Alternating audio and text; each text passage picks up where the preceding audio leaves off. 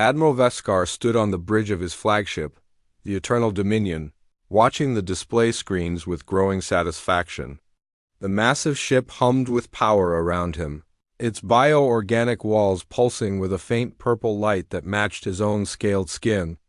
300 warships of the Zephyrian Empire spread out behind him in perfect formation, each one a masterpiece of destruction that had crushed countless worlds. Today would be no different. The target system lay ahead, a small yellow star with several planets orbiting it. Intelligence reports called it Sol and identified it as the home system of a species that called themselves humans. These creatures had only recently begun exploring space beyond their own world, using primitive chemical rockets and basic metal ships. They were nothing more than insects that had learned to fly between rocks. Admiral, his second-in-command, Commander Zelther, approached with a datapad in his clawed hands. "We have detected 12 human vessels in the outer system. They appear to be conducting some kind of survey mission." Vexkar's mandibles clicked in amusement. 12 ships. The entire human space presence consisted of 12 tiny vessels. He commanded 300 of the most advanced warships in known space, each one capable of destroying planets. This would be over before it began. "Show me these ships," he ordered. The main screen shifted to display the human vessels. Vexkar stared for a moment, then burst into laughter that echoed across the bridge.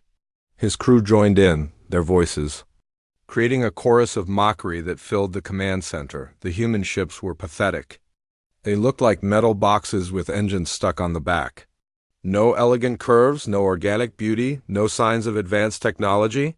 They were gray and ugly, built like tools instead of weapons. Each one was barely 200 meters long, tiny compared to the Eternal Dominion's 5-kilometer bulk. "These are their warships?" Zelther asked, his voice filled with disbelief. "Look at them," Vexkar said, pointing at the screen. "They are flying in loose formation with no defensive pattern. Their hulls are basic metal alloy. I can see their primitive engines glowing like torches. They probably still use kinetic projectiles as weapons." One of the bridge officers spoke up from his station. "Admiral, we are receiving radio transmissions from the human vessels. They appear to be casual communications between their crews." "Put it on speakers," Vexkar ordered. "I want to hear what these primitives sound like." The bridge filled with human voices speaking in their strange language. The translation systems quickly processed the words, revealing conversations about scientific readings, lunch plans, and something called baseball scores. The humans were talking like they were on a peaceful exploration mission, completely unaware that the most powerful fleet in the galaxy was approaching. "They do not even know we are here," Zelther observed. "Their sensors must be incredibly basic," Vexkar nodded. The Zephyrian Empire had conquered 47 different species across 3 galaxy sectors. Every single one had detected their approach and either fled in terror or prepared for battle. These humans were so primitive they could not even see death approaching. "Open a communication channel to their lead vessel," Vexkar commanded. "It is time to introduce ourselves." The communications officer worked at his console for several minutes before looking up with confusion. "Admiral, their communication systems are very strange. They use electromagnetic radiation in a very basic way. I have managed to access their frequency, but the signal quality is poor." "Just make it work," Vexkar growled. A few more minutes passed before the officer nodded. "Channel open, Admiral." Vexkar straightened to his full height and activated the transmission. His image would now be visible to every human ship in the system, showing them the true face of their superior. He had practiced this speech many times, refining it for maximum psychological impact. "Primitive humans," he began, his voice carrying the authority of absolute power. "I am Admiral Vexkar of the Zephyrian Empire, commander of the most elite battle fleet in known space. You have entered territory claimed by our glorious empire. Your species is now subject to imperial law." He paused, letting the weight of his words sink in. Behind him, his massive fleet moved into full view of the human sensors. 300 ships of pure destruction arranged in battle formation. "You have 2 choices. he continued. Surrender immediately and accept Imperial rule, or be destroyed. Where you float, you have primitive technology and no hope of victory. We have conquered dozens of species far more advanced than your kind. Submit now, and your deaths will be quick. Vexcar ended the transmission and waited. He expected the usual responses: panic, desperate pleas for mercy, or brave but futile declarations of defiance. Every species reacted the same way when faced with overwhelming imperial power. What came back was completely unexpected: laughter, not screams of terror, or angry shouts of defiance. Pure, uncontrolled laughter that echoed across the communication channel. Multiple human voices joined in, creating a chorus of amusement that filled the bridge of the Eternal Dominion. Vexcar stared at the screen in confusion. His crew looked around at each other uncertainly. In 300 years of imperial expansion, no species had ever laughed at their ultimatum. The laughter finally died down, and a calm human voice responded. The translation systems identified the speaker as female, though Vexcar could barely tell the difference between human genders. "Oh, wow," the human said, her voice still shaking with amusement. "That was amazing. Did you guys hear that speech? Most elite battle fleet in known space. Classic." "I love the dramatic pauses," another human voice joined in. "The bioship design is pretty cool though, very organic. Reminds me of that movie with the aliens that had the face huggers." "Yeah, but 300 ships? That seems like overkill for a survey mission. Unless they are compensating for something." More laughter erupted from the human channels. Vexcar felt his mandibles clicking in anger. These primitives were mocking him. They were actually making jokes about the Imperial fleet that had destroyed star systems. "Admiral," Zelther whispered, "perhaps they do not understand the situation. Their primitive minds may not be able to process the threat we represent." Vexcar nodded. That had to be it? These creatures were so backward they could not comprehend superior technology when they saw it. They probably thought the Imperial fleet was some kind of joke or entertainment. The human voice came back on the channel, addressing him directly. "Sorry about that, Admiral ... What was your name again?" "Vexcar." "Okay, Admiral Vexcar. I am Captain Sarah Chung of the UES Retribution. I appreciate the whole intimidation routine, but I think there might be some confusion here." "There is no confusion," Vexcar snarled back. "You will surrender or die." Right, Captain Chung replied, her tone patient like she was talking to a child. "The thing is, we are just running some routine scientific surveys out here. We are not really interested in your empire or your territorial claims.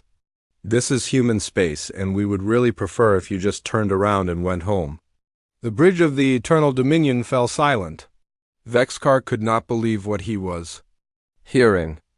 A primitive species with 12 tiny ships was telling the Zephyrian Empire to leave their space. "Did she just ... Zelther started to ask. "She did," Vexcar replied, his voice deadly quiet. Captain Chun continued talking as if she had not just committed the greatest act of disrespect in galactic history. "Look, I am sure you folks are very impressive in your own neighborhood, but you might want to reconsider this whole invasion thing. Trust me on this one." "You really do not want to start something you cannot finish." "Cannot finish?" Vexcar roared. "You ignorant primitive? I command 300 of the most advanced warships ever built. Each one carries enough firepower to crack a planet. You have 12 metal boxes with engines." "Well, yes," Captain Chun admitted, "but size is not everything, you know. Sometimes it is about quality over quantity. Sometimes it is about having better technology, and sometimes—" She paused, and Vexcar could hear the smile in her voice. "Sometimes it is about knowing what you are really dealing with." Another human voice cut into the channel. "Sarah, are we really going to do this? I was hoping to finish the gravitational wave mapping before dinner." "I know, Marcus," Captain Chun replied, "but these folks seem pretty insistent." "We might have to cut the survey short." Vexcar had heard enough. These humans were clearly too primitive to understand their situation. They needed a demonstration of Imperial power to shock them into reality. "Commander Zelther," he ordered, "target the nearest human vessel with the primary plasma cannon. Low power setting. I want to disable it, not destroy it. Once they see one of their ships burning, they will understand." "Yes, Admiral," Zelther responded, moving to the weapons console. The Eternal Dominion's main weapon began to charge, energy building in the massive bioorganic cannon that ran along the ship's spine. The weapon had destroyed moon-sized asteroids and punched through the shields of advanced alien dreadnoughts. A single shot would cripple the primitive human vessel and show them the futility of resistance. "Target locked," the weapons officer reported. "Ready to fire on your command." Vexkar smiled, showing rows of razor-sharp teeth. This would end the humans' arrogance quickly. After seeing their companion ship disabled, they would beg for mercy like every other species before them. "Fire," he commanded. The plasma cannon discharged with a brilliant flash of energy.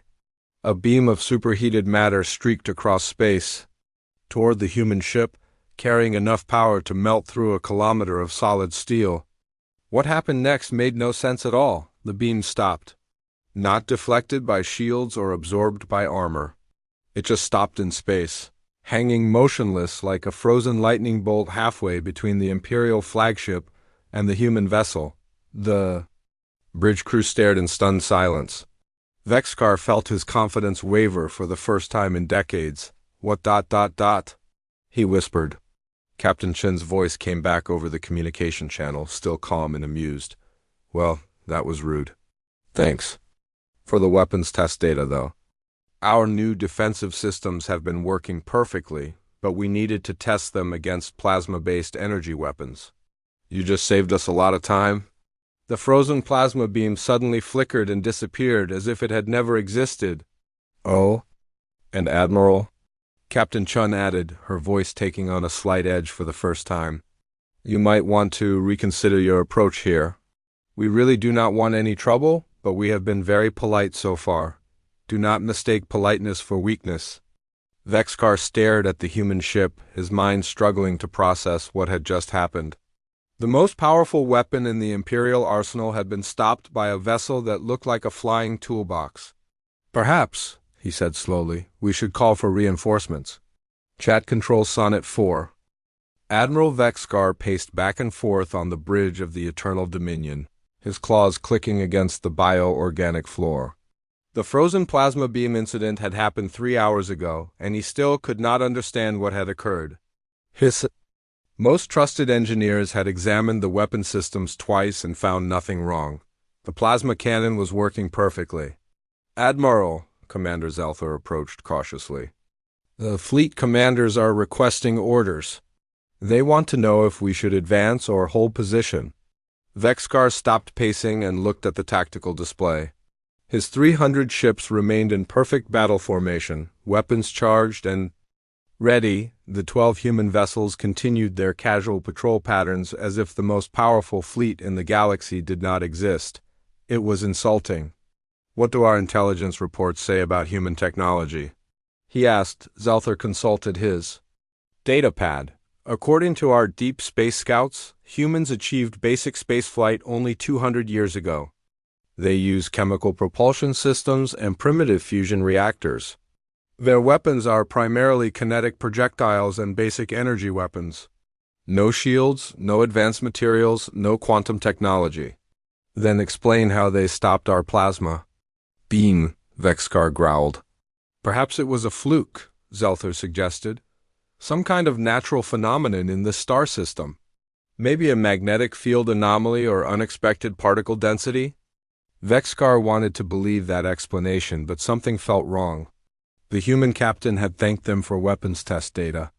That suggested they had deliberately tested their defenses against Imperial weapons. But how could primitives develop technology the Empire had never seen? "Open a channel to the human fleet," he ordered. "I want to speak with this Captain Chen again." The communications officer worked at his console. "Channel open, Admiral." "Captain Chun," Vexkar began, trying to keep his voice calm and authoritative. "I am giving you one final opportunity to surrender. The incident with our weapon was clearly some kind of system malfunction. Do not mistake luck for strength. Captain Chin's voice came back immediately, still carrying that infuriating tone of amusement. Admiral, I really think you should listen to what I told you earlier. You do not want to start something you cannot finish. Why don't you just take your fleet home? No one has to get hurt here. You dare threaten the Zephyrian Empire? Vexcar roared. You have 12 tiny ships against 300 dreadnoughts. Your entire species barely qualifies as spacefaring. Look, Captain Chun replied, her voice becoming slightly impatient. I am trying to be nice here. We really do not want to fight you. But if you insist on being aggressive, we will defend ourselves. And trust me, you will not like how that turns out. Another human voice joined the conversation. Sarah, maybe we should just show them? The peaceful approach is not working. I was hoping to avoid that, Marcus, Captain Chun replied. But you might be right. Vexcar felt a chill run down his spine.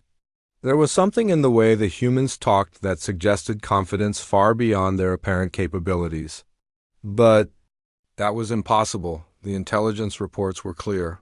Humans were primitives. Admiral, the tactical officer called out. The human ships are changing formation. Vexcar looked at the display screen. The 12 human vessels had stopped their random patrol patterns and were moving into a loose line facing the Imperial fleet. They still looked pathetic compared to the massive Zephyrian warships, but something about their movement was different, more purposeful. Are they finally taking us seriously? Zelther asked. Before Vexcar could answer, Captain Chain's voice came over the channel again. Admiral, this is your last warning. Turn around and leave this system. We will not ask again. Vexcar had heard enough. These primitives needed to learn their place in the galactic order. If stopping one plasma beam had made them overconfident, he would show them the true power of the Empire. All ships, he broadcast to his fleet, attack Formation Alpha. Target the human vessels. Use minimum power settings. I want prisoners, not debris. 300 Zephyrian warships moved forward in perfect synchronization. Their bioorganic hulls pulsed with energy as weapon systems came online. Plasma cannons, quantum disruptors, and graviton torpedoes prepared to fire. It was a display of force that had made entire star systems surrender without firing a shot. The human ships did not retreat. They did not even move faster. They just maintained their loose formation and waited. Human vessels are not taking evasive action, the tactical officer reported. They appear to be holding position. They have given up, Zelther said with satisfaction. They finally understand they cannot win, Vexcar nodded. That had to be it. The humans had realized the futility of resistance and were preparing to surrender. It was about time these primitives learned some respect. Range to target? 200 kilometers and closing, the navigation officer announced. Prepare to fire warning shots, Vexcar ordered. Target their engines and weapon systems. Disable, but do not destroy. Yes, Admiral. All ships report ready to fire. The Imperial fleet unleashed a coordinated barrage of weapons fire. Hundreds of energy beams and projectiles streaked across space toward the human vessels. It was enough firepower to level a city, carefully aimed to disable rather than destroy. Every single shot stopped in mid-space. Not just stopped, they hung in the vacuum like frozen fireworks, creating a wall of motionless energy between the two fleets. Plasma beams, particle bolts, graviton torpedoes, everything just froze in place as if space itself had become solid. The bridge of the Eternal Dominion fell completely silent. Vexcar stared at the impossible sight, his mind refusing to accept what his eyes were showing him. How ...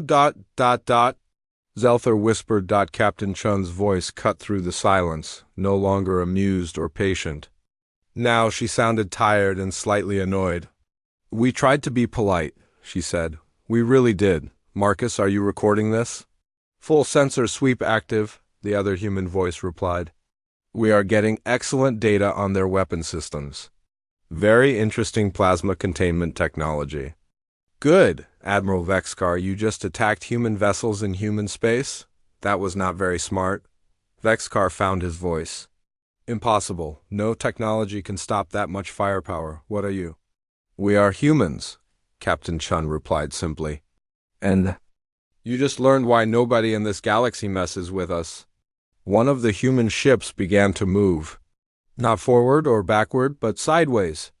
It slid through space without any visible thrust or engine glow, moving in ways that violated every law of physics Vexcar knew. Then it accelerated. The ship went from stationary to faster than light in less than a second. It appeared next to one of the Imperial cruisers, somehow matching its exact speed and position.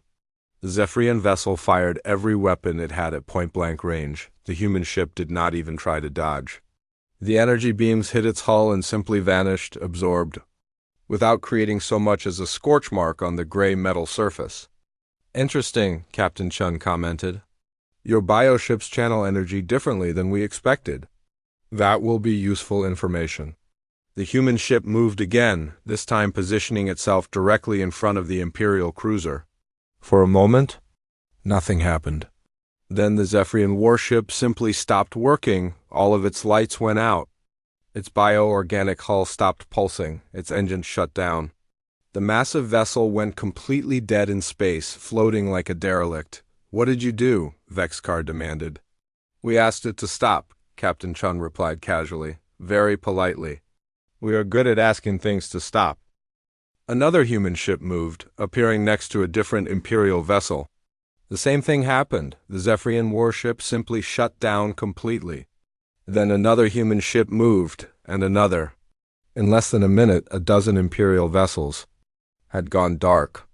This is impossible, Vexcar said, but his voice lacked conviction. He was watching it happen with his own eyes. Admiral, the tactical officer called out, panic creeping into his voice. Our ships are reporting total system failures. Not damage, their systems are just turning off. Weapons, engines, life support, everything. How many ships affected? 57 and counting, sir. The humans are moving faster than our sensors can track. Vexcar looked at the tactical display and felt fear grip his heart for the first time in his military career. The human ships were not just moving faster than anything he had ever seen, they were moving in ways that should not be possible.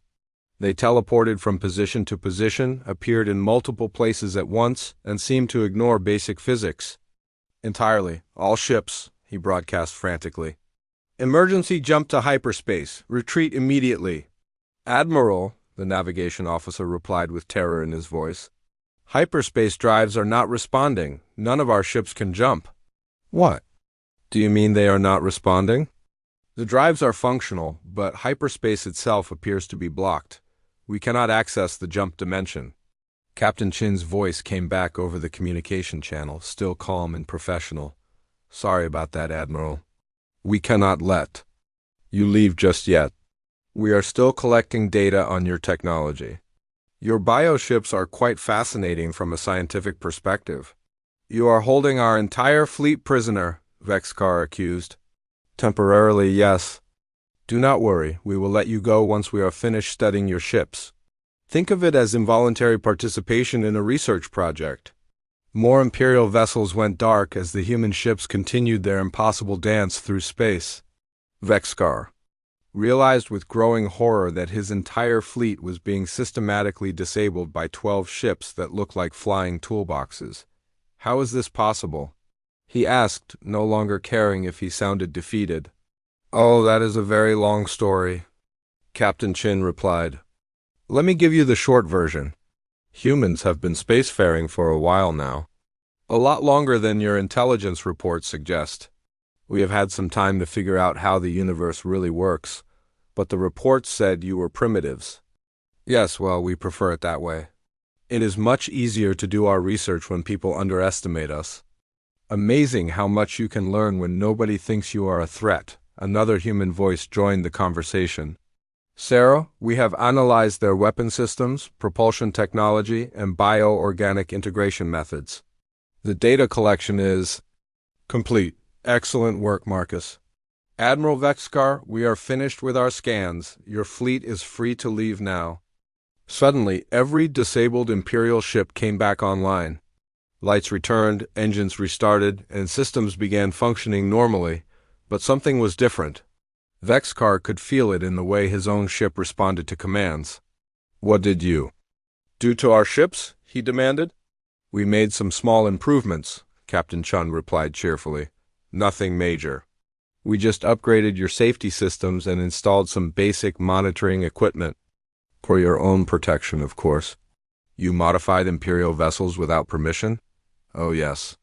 We also took the liberty of updating your star charts and navigation databases. You were missing some important information about this region of space. Consider it a free public service." Vexcar felt defeated. His entire fleet had been captured, studied, modified, and released like they were specimens in a laboratory. The humans had treated the most powerful military force in the galaxy like an interesting science project. "Who are you really?" he asked quietly. "We told you, we are humans. We explore space, conduct scientific research, and generally mind our own business. We also prefer to be left alone." "And if someone does not leave you alone?" Captain Chun was quiet for a moment. When she spoke again, her voice carried a subtle warning that made Vexcar's scales crawl. "Well, Admiral, that depends on how persistent they are." Admiral Vexcar sat in his command chair, staring at the communication display with growing dread. The emergency message he had sent to Imperial Command 20 minutes ago had finally received a response. The reply was not what he had hoped for. "Admiral Vexcar," the holographic image of Grand Marshal Dekalon appeared on screen. The massive Zephyrian leader looked annoyed rather than concerned. "Your report makes no sense. You claim that 12 primitive vessels defeated our elite battle fleet without firing a shot?" "Grand Marshal, I am telling you the truth. These humans possess technology beyond our understanding. They stopped our weapons in mid-flight and disabled our ships at will. We barely escaped with our fleet intact." Dekalon's mandibles clicked in irritation. "Admiral, you command 300 of our most advanced warships. Each vessel carries enough firepower to destroy a moon. You are telling me that metal boxes with primitive engines somehow overpowered our entire force? I know how it sounds, but you must believe me. The humans are not what our intelligence reports suggested. They are far more advanced than we thought possible." "Enough," Dekalon snapped. "You have embarrassed the Empire with this display of cowardice. Return to base immediately for debriefing and possible court-martial." The transmission ended, leaving Vexcar staring at a blank screen. He had expected disbelief, but not outright dismissal. The Grand Marshal thought he was lying or had suffered some kind of mental breakdown. "Admiral," Commander Zelther approached carefully, "perhaps we should try to explain the situation differently. The Grand Marshal needs to understand the threat these humans represent." Vexcar shook his head. "He will not believe us until he sees it for himself. And I fear that when he does, it will be too late." The bridge fell silent as everyone contemplated what that might mean. If the Empire refused to take the human threat seriously, they might send more fleets to human space. And based on what Vexcar had witnessed, any fleet sent against the humans would meet the same fate as his own. "Sir," the communications officer called out, "we are receiving another transmission from the human fleet." "Put it through," Vexcar said wearily. Captain Chun's voice filled the bridge, as calm and professional as ever. "Admiral Vexcar, we monitored your communication with your superiors. We thought you should know that your Grand Marshal is dispatching additional forces to this system." Vexcar felt his blood turn cold. "How many ships?" "According to the transmission we intercepted, 1,000 vessels under the command of War Prime Dekalon himself. They call it the Worldbreaker fleet." "You intercepted our secured military communications?" Zelther asked in disbelief. "Your encryption is very interesting," Captain Chun replied. "We had not seen bioorganic quantum encoding before. It took our computers almost 3 minutes to break it. That is practically forever in computer time." Vexcar closed his eyes. 3 minutes to break encryption that had taken the Empire's best scientists decades to develop? The humans were not just technologically superior, they were operating on a completely different level of advancement. "Captain Chun," he said quietly. "You must understand what is coming. War Prime Vecalon is not like me. He does not negotiate or show mercy. He has destroyed entire species that refuse to submit to imperial rule. If you face his fleet, there will be no peaceful resolution." "We appreciate the warning, Admiral," Captain Chen replied, "but we are not particularly worried. How long until this Worldbreaker fleet arrives?" "Based on their current position and hyperspace capabilities, approximately 6 hours. That gives us time to finish our current research project and prepare a proper welcome. Thank you for the information." The transmission ended, leaving Vetskar staring at the display in confusion. The humans had just learned that 1,000 warships were coming to destroy them, and they sounded like they were planning a dinner party. "Admiral," Zelthar whispered, "should we warn them about the Worldbreaker fleet's true capabilities?" War Prime Vecalon commands planet killer weapons and reality disruption technology. Vexkar considered this. Part of him wanted to warn the humans, if only to prevent the slaughter that was coming. But another part of him wondered if the humans might actually have a chance. They had demonstrated impossible technology and casual confidence in the face of overwhelming odds. No, he decided. Let us see what happens when they face a real Imperial fleet. 6 hours later, Vexkar watched his long-range sensors with fascination and terror. The Worldbreaker fleet had arrived, exactly on schedule, emerging from hyperspace in a formation that covered thousands of cubic kilometers. Each ship was massive, built for conquest and destruction rather than exploration. War Prime Vecalon-S flagship, the Universal Dominion, was 10 kilometers long and carried weapons that could crack continents. The planet-killer ships that surrounded it were equally impressive, their hulls bristling with reality-warping cannons and quantum disruptors. "My lord," Vexkar transmitted to the flagship, "this is Admiral Vexkar. I must warn you about the human capabilities. They possess technology that defies our understanding of physics." War Prime Vecalon-S image appeared on screen, his scarred face twisted in disgust. "Admiral Vexkar, you have already disgraced yourself with tales of impossible human technology. I am here to show you how real warriors handle primitive species. My lord, please listen to me. These humans are not primitive. They stopped our weapons with ease and disabled our ships without effort. You must approach this situation carefully." "Enough!" Vecalon roared. "I will not hear more cowardly excuses. Watch and learn how the Empire deals with upstart species." The transmission ended, and Vexkar watched helplessly as the Worldbreaker fleet moved into attack formation. 1,000 ships arranged themselves in a three-dimensional assault pattern that had conquered star systems. Their combined firepower could destroy planets and reshape solar systems. The 12 human ships still floated in their casual formation, seemingly unaware that the most powerful military force in galactic history was bearing down on them. "This is War Prime Vecalon of the Zephyrian Empire," the broadcast began, transmitted on all frequencies. "Primitive humans, you face the Worldbreaker fleet. We have destroyed civilizations that spanned star systems. We have erased species from existence. You will surrender immediately or join them in oblivion." Captain Chun's response came back almost instantly, and Vexkar was surprised to hear genuine amusement in her voice. "Oh my," she said, 1,000 ships? That is quite an escalation from 300. Are you folks having some kind of competition? To see who can bring the biggest fleet to our little survey mission?" Another human voice joined the conversation. "Sarah, I think they are serious this time. That is a lot of very large ships with very big weapons. I can see that, Marcus. Some of those planet-killer designs are quite impressive. Very intimidating.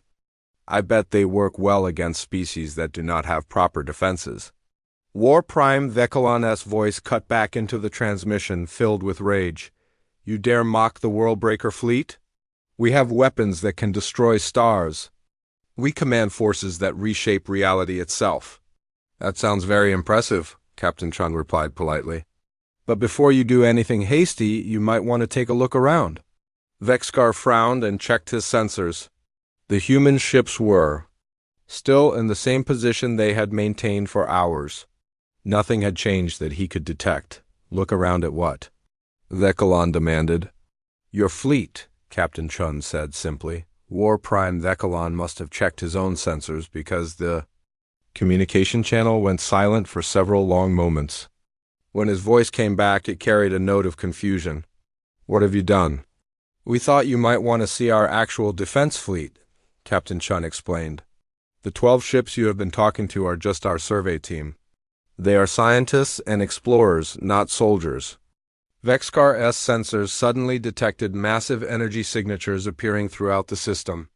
Ships began materializing out of empty space, their hulls becoming visible as stealth fields deactivated. The first few appeared near the outer planets. Then more showed up closer to the main fleet, and finally hundreds of vessels revealed themselves in formation surrounding the Worldbreaker fleet. Impossible, Vexcar whispered. The human defense fleet was enormous. Not just in numbers, but in the size of individual ships. Each vessel dwarfed even the largest Zephyrian dreadnoughts.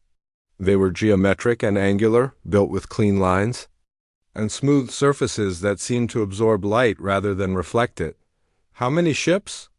Zelther asked quietly. The tactical officer worked frantically at his console, trying to count the massive vessels that continued to appear throughout the system. I count 10,000 ships, sir, possibly more. They are still decloaking 10,000 ships, each one larger than anything in the Imperial fleet. They had been there the entire time, invisible and waiting. The humans had been playing with them from the beginning. War Prime Vekilon-S voice came over the communication channel, and for the first time in his military career, he sounded uncertain. Where did these ships come from? They have been here.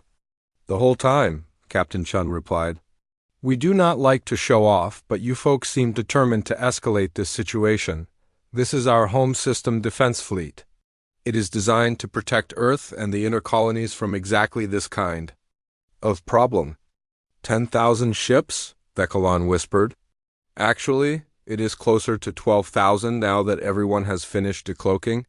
We also have the orbital defense platforms coming online, but those are mostly automated systems. Vexcar watched his sensors as massive structures throughout the solar system began powering up. Space stations the size of moons, hidden asteroid bases, and weapon platforms built into the planets themselves. The entire star system was one gigantic fortress, and the humans had revealed it piece by piece like they were giving a guided tour. You see, Captain Chun continued, when Admiral Vexcar first showed up with his 300 ships, we thought it was some kind of misunderstanding. 300 ships is what we might send to deal with pirates or smugglers. It is not a serious military force. And when you announced you were bringing 1,000 ships, we realized you still did not understand the situation. So we decided to show you what a real fleet looks like. War Prime Vekilon found his voice, though it shook with rage and fear. This is impossible. Our intelligence report said you were primitives. You have barely begun exploring space. Your intelligence reports were wrong, Captain Chun said simply. Humans have been spacefaring for a very long time. We just prefer to keep a low profile. It makes our research easier when other species underestimate us. Research? Vekilon asked. Oh, yes. We study galactic civilizations, catalog species, and monitor the development of other cultures. Your empire has been quite interesting from an anthropological perspective. We have learned a great deal about Zephyrian society by observing your expansion patterns. The terrible truth began to dawn on Vexcar. The humans had not just defeated 2 Imperial fleets, they had been watching the Empire for years. Studying them like laboratory specimens. You have been spying on us, Vekilon accused. Studying, Captain Chun corrected. There is a difference. Spying implies we were trying to gain military or economic advantages. We were simply observing how your species develops and interacts with others. It is pure scientific research. And what have you learned? Captain Chun paused for a moment. Before answering, and when she spoke, her voice carried a note of disappointment. We learned that you have not changed much over the past few centuries. You still solve problems with violence and intimidation. You still believe that might makes right. You still treat other species as inferior simply because they have different technology or social structures. We are conquerors, Decalan replied proudly. We bring order to chaos and strength to weakness. No, Captain Chun said quietly. You are bullies. And humans do not like bullies. War Prime Decalan stared at the tactical display aboard the Universal Dominion, his scarred face twisted in disbelief. The human defense fleet stretched across the entire solar system, 12,000 ships that dwarfed his most powerful vessels. Each human warship was a geometric masterpiece of destruction, their dark hulls seeming to absorb the light of nearby stars. This cannot be real, he muttered to himself. Our intelligence networks are the finest in the galaxy. How did we miss a fleet this size? His second-in-command, War Captain Zexthan, approached with visible fear in his movements. My lord, should we attempt to withdraw? We are severely outnumbered. Decalan's mandibles clicked in anger. Withdraw? I am War Prime of the Zephyrian Empire. I have never retreated from any battle. These humans may have more ships, but quantity does not equal quality. Our Worldbreaker fleet has conquered star systems. But sir, Zexthan protested weakly, their ships are enormous. Each one is larger than our flagship. Size means nothing. Without proper weapons and trained crews, Decalan snapped. These humans are still primitives. They probably built big ships to compensate for inferior technology. We will show them what real military power looks like. Captain Chin's voice came over the communication channel, interrupting his thoughts. War Prime Decalan, we can hear your internal communications. Your bioships broadcast on frequencies that our systems automatically monitor. We are not trying to spy on you, but your conversations are quite loud. Decalan felt his face flush with embarrassment and rage. The humans could listen to his private command discussions as easily as tuning into a public broadcast. How dare you eavesdrop on Imperial military communications, he roared. Again, we are not trying to, Captain Chun replied patiently. Your ships just transmit very loudly on multiple frequency bands. It is like trying to ignore someone shouting in a quiet library. Perhaps your engineers could help you adjust the output levels. Another human voice joined the conversation. Sarah. Their communication arrays are actually quite sophisticated. The bioorganic integration creates some interesting harmonic patterns that amplify the signal strength. Thank you, Marcus. That explains the volume issue. War Prime, your technology is really quite impressive from an engineering perspective. The way you grow your ships instead of building them is fascinating. Decalan felt his anger growing. These humans were discussing his fleet, like it was an interesting museum exhibit instead of the most powerful military force in galactic history. Enough! He shouted. I did not come here for a science lesson. You will surrender immediately or face the consequences. What consequences would those be? Captain Chun asked curiously. Total annihilation, Decalan declared. I command reality-warping weapons that can tear holes in space itself. I have planet-killer cannons that can crack worlds in half. I will turn this entire star system into a debris field. That sounds very dramatic, Captain Chung replied. But before you try anything like that, you might want to consider your current situation more carefully. What situation? I see human ships, but I have not seen them demonstrate any actual military capability. For all I know, those vessels are empty hulks designed to look intimidating. Would you like a demonstration? Captain Chun asked politely. Yes, Decalan snarled. Show me what your primitive technology can do against Imperial engineering. There was a brief pause before Captain Chun responded. Very well. Marcus, would you mind giving the War Prime a small demonstration of our defensive capabilities? Certainly. Sarah, War Prime Decalan, please target one of our ships with your most powerful weapon. We want to show you something interesting. Decalan could not believe what he was hearing. The humans were actually inviting him to attack them. Either they were completely insane or they possessed confidence beyond anything he had ever encountered. You want me to fire on your ships? He asked. Just one ship, the human called Marcus replied. We recommend using your reality warping cannon. That seems to be your most advanced weapon system. Vecalon looked at his weapons officer. Target the nearest human vessel with the dimensional fracture cannon. Full power. Sir, are you certain? That weapon can destroy a moon. Do it, Vecalon ordered. These arrogant primitives want a demonstration. Let us give them one they will never forget. The Universal Dominion's most powerful weapon began charging, drawing energy from the ship's entire power grid. The dimensional fracture cannon was the Empire's most closely guarded military secret, a weapon that could tear holes in reality itself and erase targets from existence.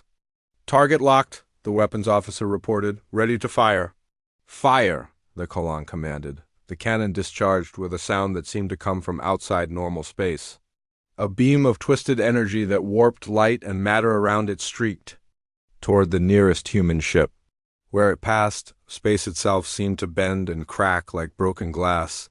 The beam hit the human vessel directly. Nothing happened. The reality-warping energy struck the ship's hull and simply vanished, absorbed without, creating so much as a scorch mark on the dark metal surface.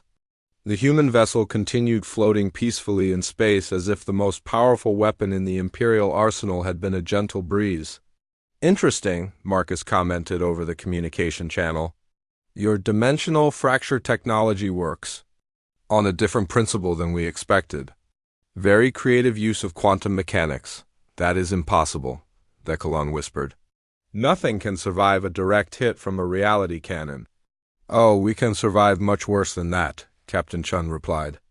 Cheerfully, your weapon essentially tries to delete things from existence by disrupting their quantum foundation. It is quite clever, actually. But our ships exist in multiple dimensions simultaneously, so deleting them from just one dimension does not really work. Multiple dimensions? Zexthan asked quietly. Think of it like trying to erase a picture that has been copied onto several different pieces of paper, Marcus explained. Even if you destroy one copy, the others still exist? Our ships spread their existence across several dimensional layers, so conventional weapons cannot touch them.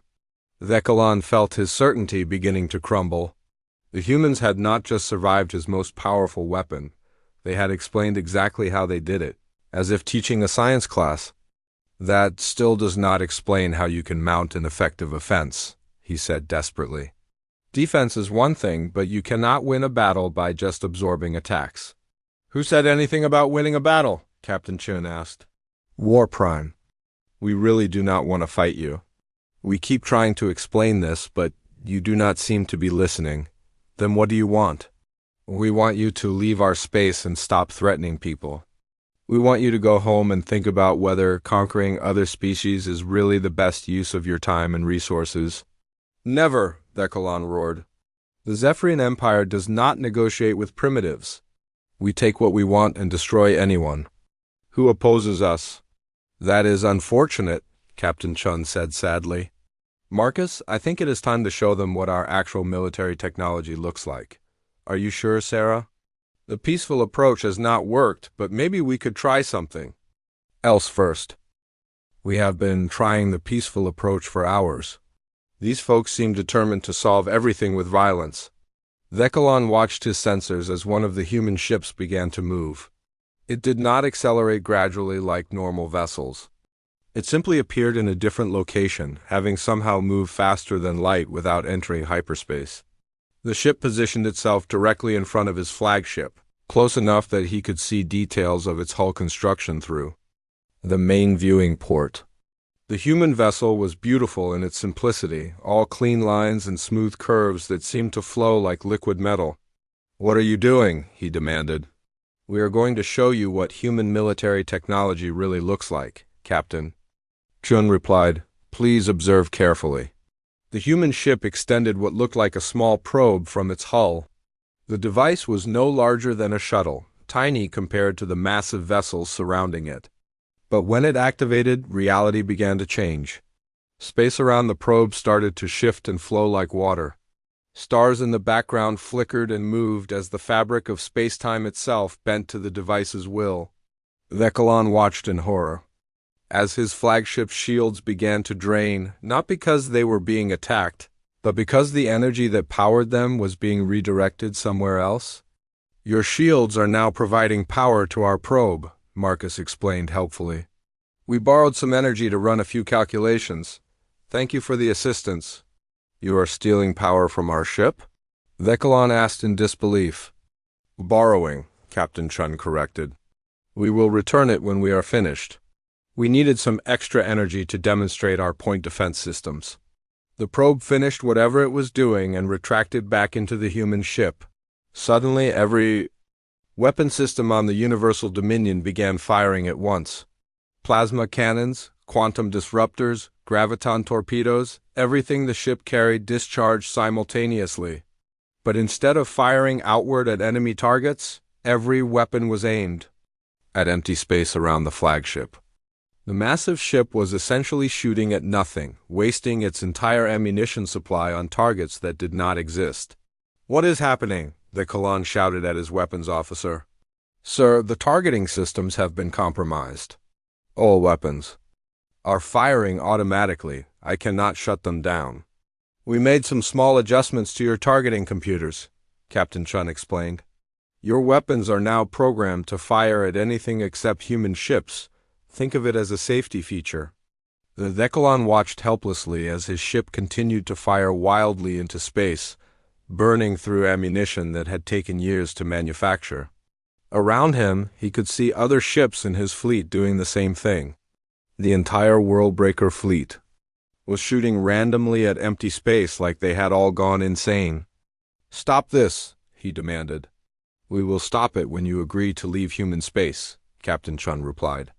This is what we call a non-lethal demonstration. We could have done much worse. What do you mean, worse? Well, for example, we could have reprogrammed your weapons to target your own ships, or we could have convinced your engines to fly in random directions, or we could have made all your life support systems play music instead of providing air. As if to demonstrate this point, the lights throughout the Universal Dominion began flashing in rhythm to a strange melody that seemed to come from the walls themselves. The bioorganic ship was literally singing, its hull pulsing with bioluminescent patterns that matched the beat. How are you doing this? Vekilon asked weakly. Your bioships are essentially living creatures, Marcus explained. They respond to the right kind of communication. We simply ask them very politely to do things differently. You are talking to our ships? More like singing to them, actually. Organic technology responds well to harmonic frequencies. Your ships are quite friendly once you know how to communicate with them properly. Vekilon sank into his command chair, finally understanding the true scope of what he was facing. The humans had not just defeated his weapons. They had turned his own ships against him without causing any permanent damage. They were playing with the most powerful fleet in galactic history, like children playing with toys. What are you? He whispered. We are humans, Captain Chun replied simply. And we really want you to go away and leave us alone. But if we do that, Vekilon said desperately, other species will think the Empire is weak. They will rebel against our rule. That sounds like a problem for you to solve, Captain Chun replied. Maybe you could try ruling through cooperation instead of fear. Maybe you could try helping other species instead of conquering them. The Empire has always expanded through conquest. It is our way. Then maybe it is time for your Empire too? Find a new way. The singing stopped and the weapons finally ceased firing. The Universal Dominion floated quietly in space, surrounded by 12,000 human ships that could have destroyed the entire Zephyrian fleet in seconds, but had chosen to demonstrate mercy instead. War Prime Vekilon, Captain Chun said formally. This is your final warning. Leave human space immediately and do not return. Take your fleet home and tell your leaders that humanity is not interested in joining your empire. We are not interested in being conquered, and we are definitely not interested in fighting wars with neighbors. And if we refuse? Captain Chun's voice became very quiet and very serious. Then we will stop being polite. War Prime Thecalon stared at the communication display, his hands shaking with rage and fear. Captain Chen's final warning echoed in his mind. Then we will stop being polite. The human's voice had carried a tone that made his scales crawl, a promise of consequences that his mind could barely imagine. My lord, War Captain Zexton whispered, perhaps we should consider retreat. We have seen what they can do to our ships without even trying to hurt us. Retreat? Thecalon's voice cracked with desperation. I am War Prime of the Zephyrian Empire. I have conquered 47 star systems. I have never retreated from any battle. This is not a battle, sir, Zexton replied quietly. This is something else entirely. Thecalon knew his second-in-command was right, but his pride would not let him admit defeat. The Empire had sent their absolute best, their ultimate weapon, and these humans had treated them like an annoying pest. If he returned home with his fleet intact but defeated, he would be stripped of rank and executed for cowardice. Open a channel to the Imperial homeworld, he ordered. I need to speak with the Supreme Emperor himself. Sir, the humans said they can monitor our communications, the communications officer warned. I do not care, Thecalon snarled. Let them listen. Let them hear what happens when you threaten the Zephyrian Empire. The holographic display activated, showing the magnificent throne room of the Imperial Palace. Supreme Emperor Vakthun materialized. Before them, his ancient form draped in bioorganic armor that pulsed with power. Behind him stood the Council of War Primes, the most powerful military leaders in the galaxy. War Prime Thecalon, the Supreme Emperor's voice rumbled with authority. Report your status. Have you dealt with these primitive humans? My Emperor, Thecalon began carefully, the situation is more complex than our intelligence suggested. The humans possess technology that exceeds our current capabilities. Impossible, Emperor Vakthun declared. Our scouts confirm they are primitives with basic space travel. How many of your ships have they destroyed? None, my Emperor. But they have demonstrated the ability to disable our entire fleet without causing permanent damage. They stopped our most powerful weapons and took control of our ship systems. The Emperor's eyes narrowed dangerously. Are you telling me that you allowed primitives to defeat the Worldbreaker fleet without firing a shot? They are not primitives, my Emperor. They possess a defense fleet of 12,000 ships, each one larger than our flagship. They have technology that operates beyond known physics. 12,000 ships? One of the War Primes scoffed. Our intelligence networks would have detected such a fleet. You are either lying or have suffered a mental breakdown. Captain Qian's voice suddenly cut into the transmission, clear and calm. Supreme Emperor Vakthun, this is Captain Sarah, Qian of the United Earth Survey Fleet. I apologize for interrupting your conversation, but I thought you should hear our perspective on this situation. The throne room fell silent. The Supreme Emperor's face showed shock and rage that anyone would dare interrupt an Imperial communication. How are you accessing this channel? He demanded. Your encryption is based on bioorganic quantum resonance, Captain Chun replied politely. It is quite sophisticated, but our computers decoded it fairly quickly. We have been monitoring your communications for several hours now. You dare spy on the Zephyrian Empire? We prefer the term defensive monitoring, Captain Chun corrected. When someone brings 1,000 warships to our home system, we like to know what they are planning. Another human voice joined the conversation. Actually, Sarah, we have been monitoring their communications for about 3 years now. Remember that research project on galactic military archies? Oh, right, thanks, Marcus. Supreme Emperor, we have been studying your empire as part of our ongoing research into galactic civilizations. Your military structure is quite interesting from an anthropological perspective. Emperor Vakthun's face turned purple with rage. You have been spying on us for years? Studying? Captain Chun repeated patiently. There is a difference. We were analyzing how your society functions, not gathering military intelligence for conquest. Pure scientific research. And what did you learn? The Emperor asked through gritted teeth. We learned that your empire is built on fear and intimidation, rather than genuine strength. We learn that you have never faced an opponent with superior technology. And we learn that when challenged, your response is always to send more ships rather than try diplomacy.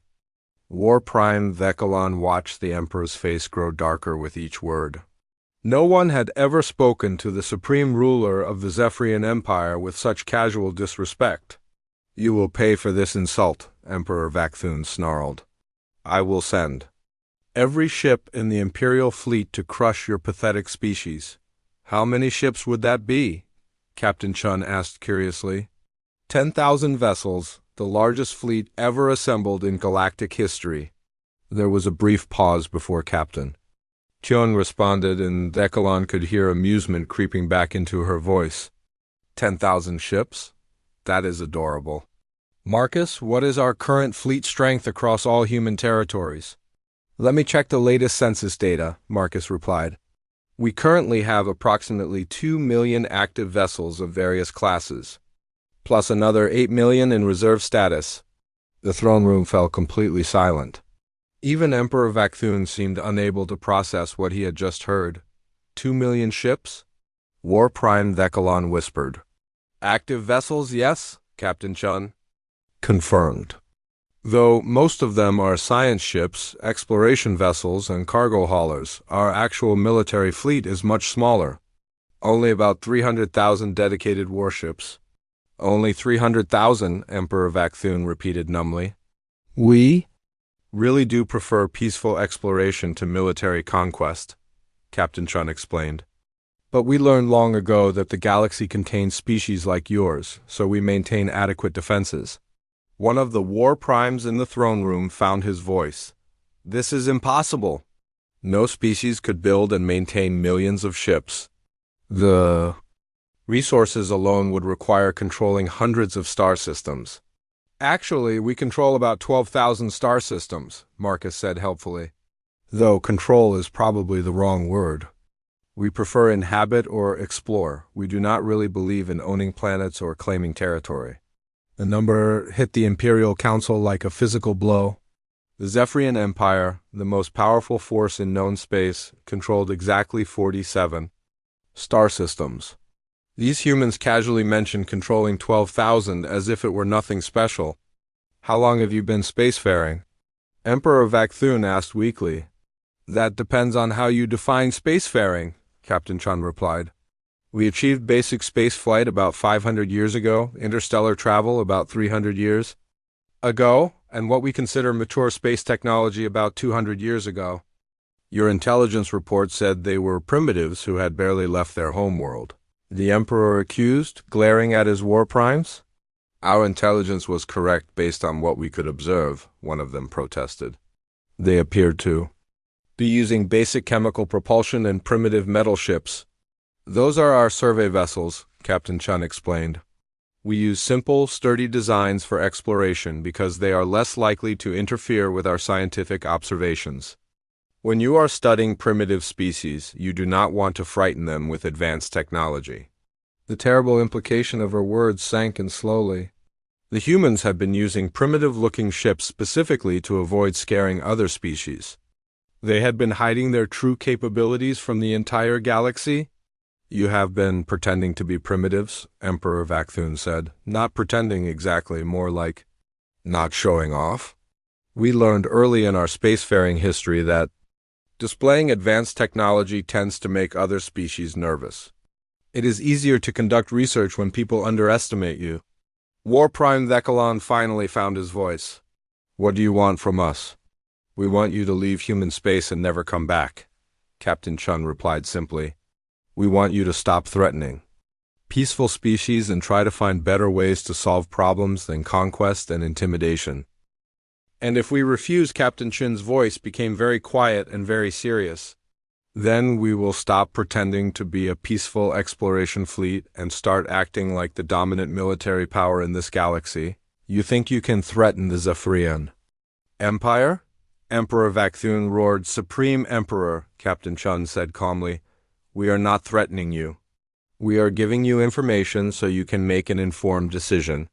You have two choices, leave our space peacefully or force us to remove You cannot remove the entire Zephyrian fleet watch, Captain Chun said simply. The display screens throughout the Worldbreaker fleet suddenly came alive with new contacts. Ships were appearing everywhere, materializing out of empty space in formations that surrounded every Zephyrian vessel. But these were not the same human ships they had seen before. These were warships.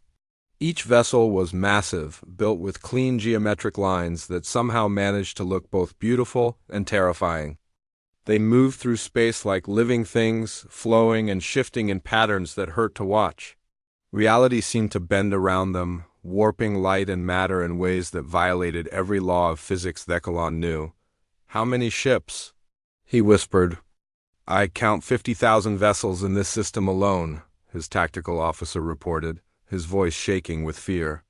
"And more are still arriving." 50,000 ships, Captain Chun confirmed. "This is just our local response fleet. We keep them stationed near Earth in case of emergencies." One of the human warships moved closer to the Universal Dominion, and Thekalon could see that it was easily 10 times the size of his flagship. Weapons that looked like they could crack planets studded its hull, and energy patterns that resembled miniature stars pulsed beneath its armor. "This is what human military technology actually looks like," Captain Chun explained. "The survey ships you met earlier are basically flying laboratories. These are vessels designed for war." "Impossible," Emperor Vakthun whispered from the communication display. "No species could build ships that large." "We do not just build them," Marcus said cheerfully. "We grow them. The ships are semi-organic like yours, but we use controlled matter manipulation to shape them at the molecular level. It is much more efficient than traditional construction methods." The human warship extended what looked like a probe, similar to what Thekalon had seen earlier. But this probe was different. When it activated, space itself began to change around. The Zephyrian fleet, stars in the background shifted color. The fabric of space-time rippled like water. And slowly, carefully, the probe began to edit reality itself. "What are you doing?" Thekalon demanded. "We are making some small adjustments." "To your fleet," Captain Chen replied. "Nothing permanent, just a demonstration of our capabilities." Thekalon watched in horror as his weapons systems began to change. Not malfunction or shut down, but actually transform into something else entirely. His plasma cannons became flower gardens, his quantum disruptors turned into musical instruments. His reality-warping weapons became what appeared to be children's toys. The same transformation was happening throughout the entire Worldbreaker fleet. 1,000 of the most powerful warships in galactic history were being converted into a bizarre collection of peaceful objects without anyone aboard them being harmed. "You are rewriting matter at the quantum level," Emperor Vakthun said in amazement. "More like asking it very politely to be something else," Captain Chun replied. "Matter is quite cooperative when you know how to communicate with it properly." "This is beyond impossible," Thekalon said. "You are changing the fundamental structure of reality." "Reality is much more flexible than most species realize," Marcus explained. "It just takes the right approach and sufficient computational power." Emperor Vakthun's image flickered as he leaned forward on his throne. "What do you want from the Zephyrian Empire?" "We want you to learn," Captain Chun said simply. "We want you to understand that there are better ways to interact with other species than conquest and domination. We want you to try cooperation instead of intimidation." "And if we refuse to change our ways?" Captain Chin's voice became very cold. "Then we will change them for you." The probe finished its work and retracted. Suddenly, every ship in the Zephyrian fleet began to move, but not under their own power. The human technology was controlling them, turning them around and pointing them away from Earth. "You are sending us home," Thekalon observed. "Yes, and we are sending a message with you."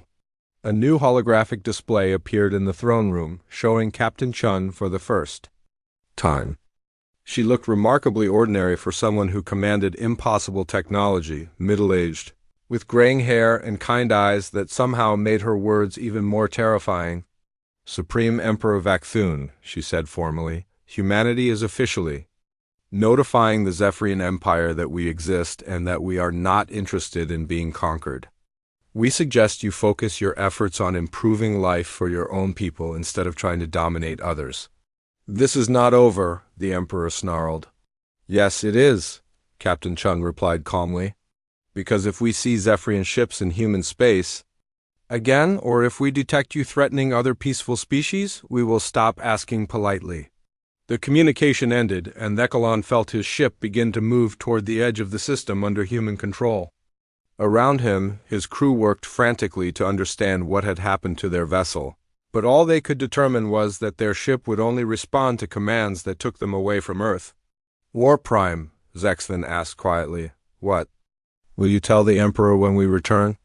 Thecalon looked at the tactical display showing 50,000 human warships escorting his fleet out of the system. Ships that could rewrite reality itself, controlled by a species that preferred peaceful exploration but possessed the power to reshape the galaxy. I will tell him the truth, he said finally. The age of Zephyrian expansion is over. We just met our superiors and they laughed at us. As the Worldbreaker fleet crossed the edge of human space, Thecalon received one final transmission from Captain Chun. War Prime Thecalon, thank you for the interesting data on Zephyrian technology. We learned quite a bit from your ships. And, please remember, humanity prefers to be left alone, but we have never lost a war. Govern yourselves accordingly. The transmission ended, and Thecalon was left staring at empty space where the human fleet had been. They had simply vanished, disappearing back into whatever impossible dimension they called home. The Empire had sent their best. Humans had laughed, demonstrated their superiority, and erased the opposition without firing a single shot in anger. They had rewritten the balance of power in the galaxy with casual efficiency, then politely asked to be left alone. Thecalon had a feeling they would be.